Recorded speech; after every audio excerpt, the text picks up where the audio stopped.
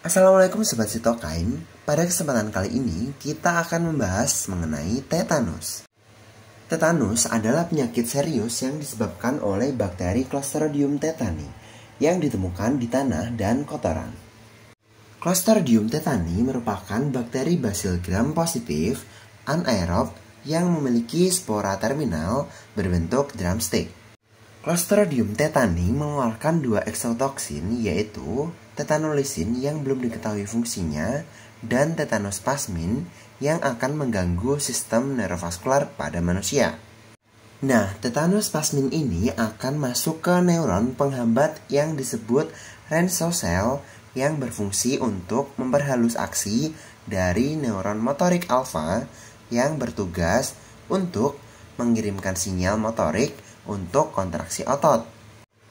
Nah, ketika tetanospasmin masuk ke sel, dia akan memutus protein yang berfungsi untuk menarik vesikel yang berisi neurotransmitter seperti glisin dan GABA ke membran neuron.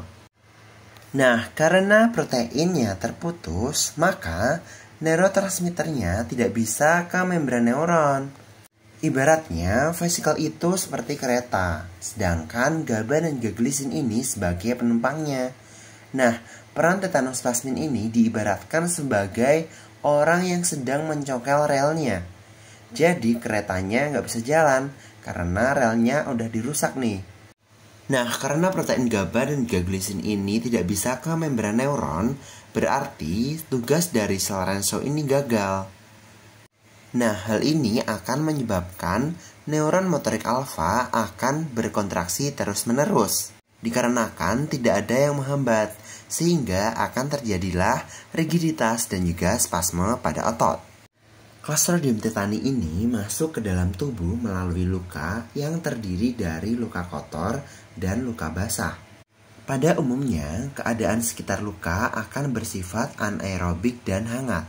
Hal ini akan sangat menguntungkan bagi si Clostridium tetani. Masa inkubasi dari Clostridium tetani ini sekitar 3-21 hari. Tergantung dari jenis lukanya. Terdapat 3 tipe tetanus. Ada generalisata, cefalika, dan juga lokal. Terdapat tanda dan gejala yang khas dari trias tetanik yang terdiri dari trismus atau lockjaw, rhizus sardonicus, dan opisthotonus. Gejala dari tetanus hanya menyerang pada otot rangka saja, jadi pada otot polos dan otot jantung dalam batas normal. Selain itu, terdapat juga aktivitas dari syaraf simptomatik yang berlebih, seperti ngiler, keringat berlebih, demam, susah menelan, masalah pernafasan, dan masalah pada BAB ataupun BAK yang tidak teratur. Salah satu pemeriksaan untuk menegakkan diagnosis tetanus adalah spatula test. Tes ini dilakukan dengan cara menempatkan spatula kayu pada mulut pasien seperti pada gambar berikut dan akan didapatkan hasil yang positif saat terjadi refleks menggigit.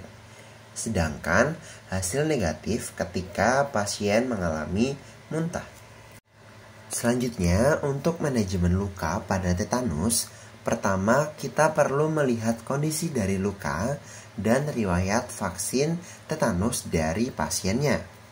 Oke, yang pertama adalah luka yang bersih dan tidak diketahui riwayat vaksinnya atau riwayat vaksinnya kurang dari 3 dosis. Maka hanya perlu diberikan HTIG atau Human Tetanus Immunoglobulin. Selanjutnya, pada luka bersih dengan riwayat vaksin lebih dari 3 dosis dan dosis terakhir diberikan kurang lebih 5 tahun terakhir, maka tidak perlu diberikan HTIG maupun ATS atau anti-tetanus serum. Selanjutnya, pada luka bersih dan riwayat vaksin lebih dari 3 dosis dengan dosis terakhir diberikan 10 tahun terakhir, maka perlu diberikan ATS atau anti-tetanus serum. Selanjutnya, pada luka yang kotor yang tidak diketahui riwayat vaksinnya atau vaksinnya kurang dari 3 dosis, maka perlu diberikan HTIG dan juga ATS. Selanjutnya, pada luka kotor dan riwayat vaksin lebih dari 3 dosis dan dosis terakhir diberikan 5 tahun terakhir, maka tidak perlu diberikan HTIG maupun ATS atau anti-tetanus serum. Selanjutnya, pada luka kotor dan riwayat vaksin lebih dari 3 dosis dan dosis terakhir diberikan 5-10 tahun, maka perlu diberikan ATS atau anti-tetanus serum.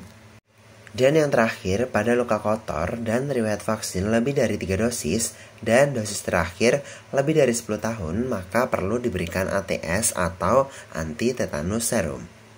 Selanjutnya, untuk antibiotik yang perlu diberikan adalah metronidazole 500 mg per 6-8 jam secara intravena selama 7-10 hari. Atau bisa diberikan penicillin G 2-4 juta unit per 4-6 jam secara intravena juga selama 7-10 hari. Bila pasien mengalami kejang, maka perlu kita berikan anti kejang golongan benzodiazepin seperti diazepam 5 mg secara intravena ataupun lorazepam 2 mg secara intravena juga. Oke, karena pembahasannya sudah selesai, kita bakalan latihan soal terlebih dahulu. Jadi, seorang pasien laki-laki berusia 28 tahun diantar keluarga karena kejang dan tidak dapat membuka mulut dan perut terasa tegang. 2 hari sebelumnya, pasien pernah menginjak paku yang berkarat. Riwayat imunisasi tetanus tidak diketahui dan pada pemeriksaan fisik ditemukan trismus dan abdomen yang tegang. Apakah tata laksana yang tepat diberikan pada pasien? A. ATS-SD plus metronidazole plus diazepam plus TT. B. HTIG-SD plus metronidazole plus diazepam plus TT. C. ATS-SD plus metronidazole plus diazepam. D. ATS 3 hari plus metronidazole plus diazepam plus TT. E. HTIG 7 hari plus metronidazole plus diazepam plus TT. Kira-kira apakah jawabannya?